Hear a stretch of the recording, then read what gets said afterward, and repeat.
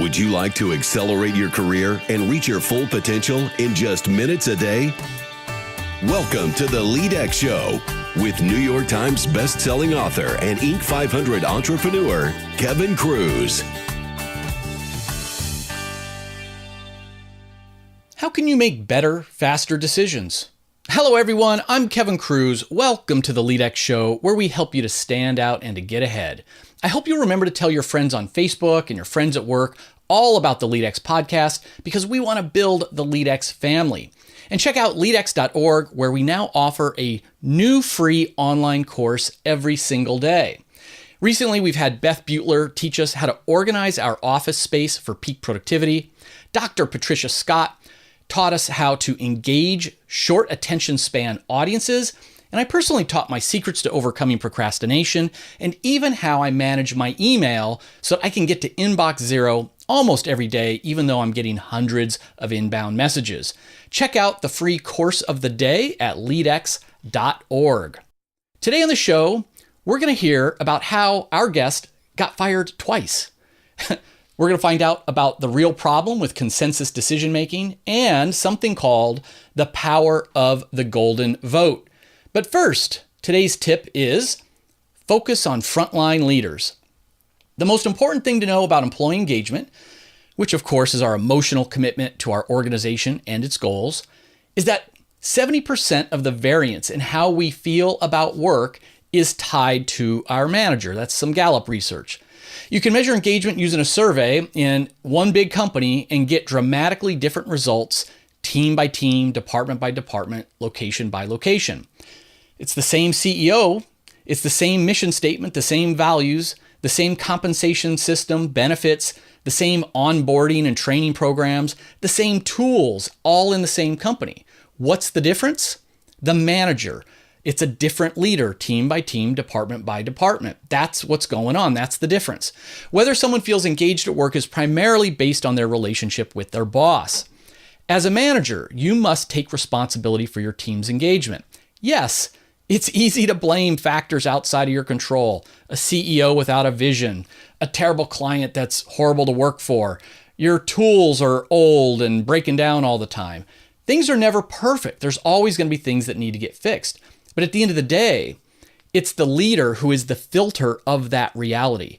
You are the one that can teach your team how to thrive in imperfect circumstances. If you want your team to be engaged, first, look to yourself. And if you're trying to improve engagement throughout your organization, you need to train the frontline managers. Our guest today is the managing partner of KatesKesler Organizational Consulting and the co-author of Bridging Organization Design and Performance and also Leading Organization Design. Today, we're going to talk to her about her article, Design Smart Decision Making into the Organization, which originally appeared in the journal People and Strategy. Our guest is Amy Cates. Amy, welcome to the show.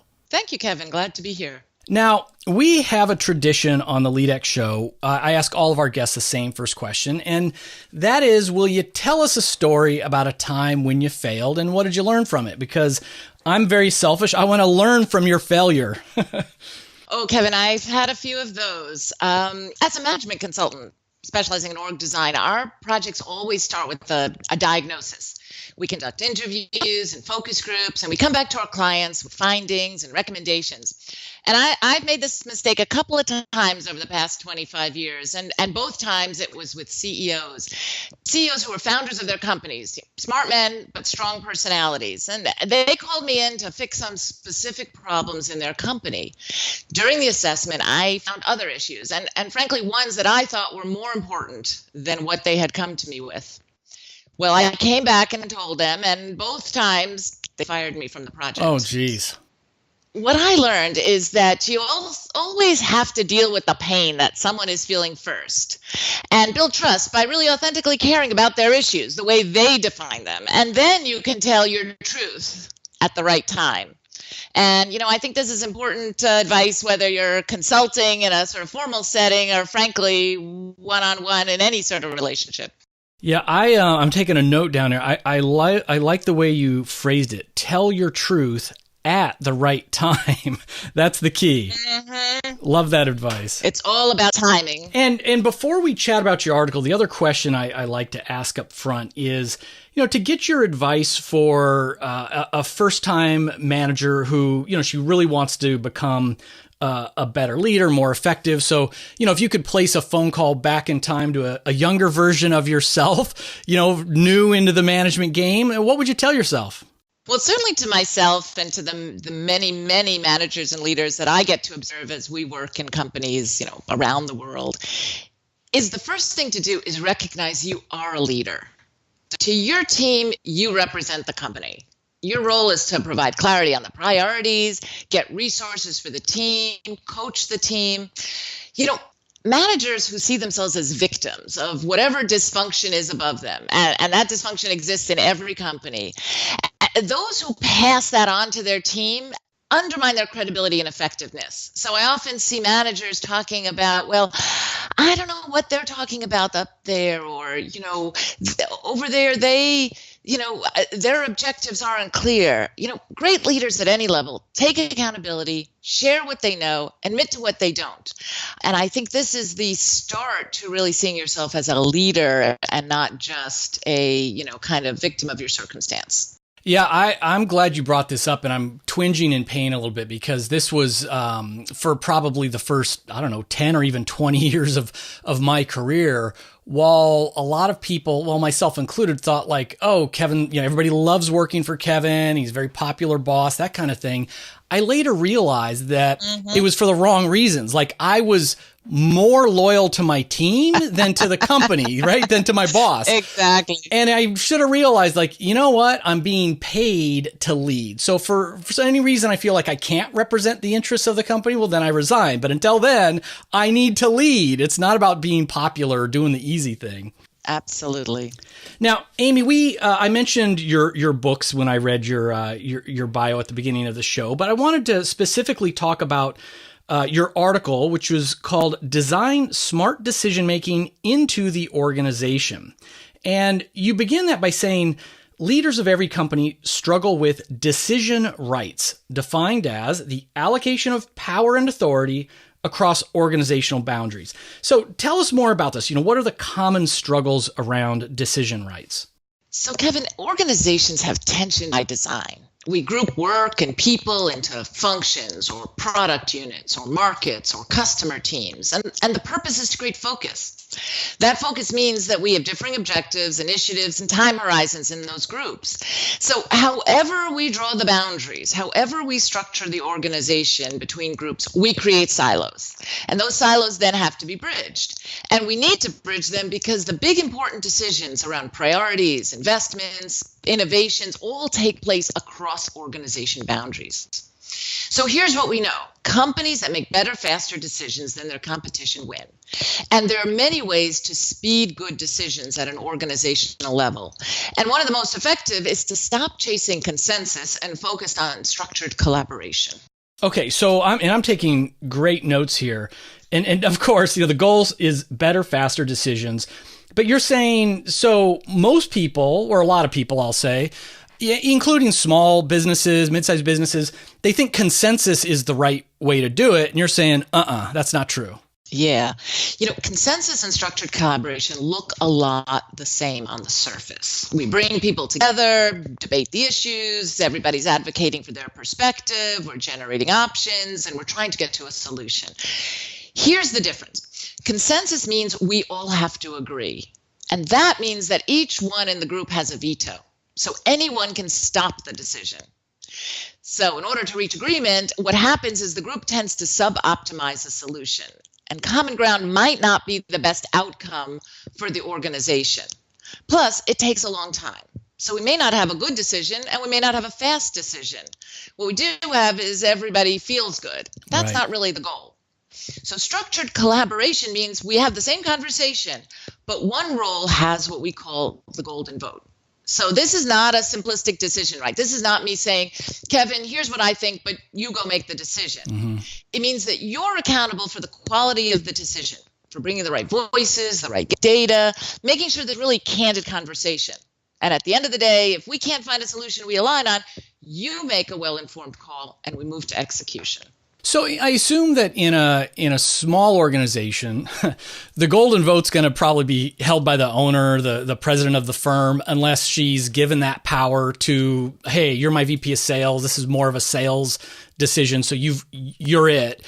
But in a larger organization, I mean, how do they figure out who gets the golden vote? Because I can imagine it's sort of, I'm just making this up, but let's say we're rolling out a new CRM system through the company. Yeah. Well, marketing thinks they should drive that selection and rollout. Sales is like, no, our people are playing in it every day. You're going to have IT saying this is a software product. So who gets the vote? It's a great example. Very, very, very true. So what we counsel our clients to do is to delegate as much as possible, right? To trust in one another and let go and say, look, you make the decision unless there's these kinds of issues involve me, but otherwise I trust you to make a good decision. But the reality is there's maybe a dozen kinds of questions such as around CRM. How are we going to engage our customers? How are we going to make decisions about what kind of marketing we do and when? In which it's not a simplistic delegation, and we do need to wrestle it through. So what we say is spend time on those. And the most important thing is to design the conversation we're going to have ahead of time. We know we're going to have these kind of conflicts. Let's legitimize the conflict that IT, marketing, e-commerce, et cetera, all have different objectives. Let's acknowledge that rather than pretend that's a problem. And then let's say, what's the conversation we need to have? What data do we need to bring that might inform and influence one another? And again, at the end of the day, if it's marketing that gets the golden vote, marketing is accountable then for the quality of decisions we make around that set of CRM issues. But there's no fast way to do it. It really means actually investing in having this practice. Right. So are there like model organizations out there, companies, nonprofits, whomever, that you could point to and say, part of their success is because they've got this figured out and they're making great decisions quickly? Everyone struggles with decisions. And, a company that we've worked with for many years who really puts a lot of time and effort into this is Nike. They have a very complex 5-dimensional matrixed organization, and they really see the value of those conversations at the intersections and work through these kinds of decision nodes and decision rights and communicate them. And it's a constant process because as strategy changes, as the environment changes, competitors, then we need to shift power, we need to shift decisions, or we need to create new conversations. So this work, unfortunately, is never done. Wow. And so now I want to boil this down, like with everything you've learned, with the larger organizations and your clients, is there a way to simplify this for that small business person that, they might only have 50 people in their company or 25 people in their company? I think the hardest transition, particularly for a founder-led company, an entrepreneur startup company that is starting to mature and become complex and need to put in management process and business process, is to really make that shift from the founder or a very small group at the top making decisions together to really empowering, delegating, and creating an infrastructure to push decision-making down.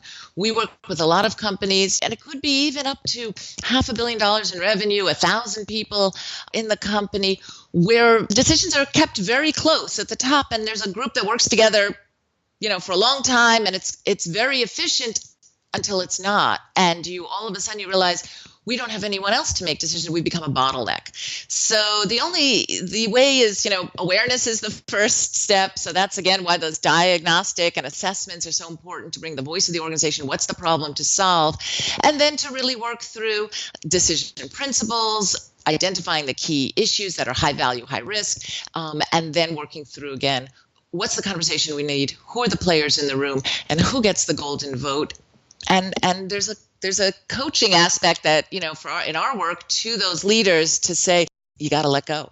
Yeah, that's great. And LEADx listeners, what Amy just said, this is going to be our challenge of the day, no matter, whether you're leading a team of 5 or 50,000. Awareness is the first step. So today, let us be mindful. Let us think about how are decisions being made. If we want them to be made better or faster, Are we holding on to those decision-making rights? Are we giving them to the right people? So let's just start by pausing today and think through the last few big decisions we've had to make around here. How were they made? So Amy, how can our listeners find out more about you, your books, and your company? Please visit our website, KatesKesler.com, KatesKesler. We have a lot of articles and blogs that you can download for free. Our 4 books are all on Amazon and available. And in November 2017, LinkedIn will release 17 videos on org design that we've made for their learning platform. And these will be a great introduction for anyone interested in exploring more about organization, design, and effectiveness. That's fantastic. Amy, thanks for coming on to the LEADx Show. A pleasure. Thank you for having me here. Friends, before we go, remember, at LEADx, we're on a mission to give free leadership training and professional development to everyone, anywhere, at any time. Visit leadx.org, that is, to check out our course of the day. Or visit leadx.org/Branson to download our free ebook, Richard Branson's 7 Secrets to Leadership. And please take one quick minute. Go to leadx.org/subscribe to subscribe and leave a rating for this podcast, the LEADx Leadership Show. leadx.org/subscribe. Until next time, remember, you have incredible influence on those around you, your family, your team at work, your community. We all need you to lead mindfully. How will you lead today?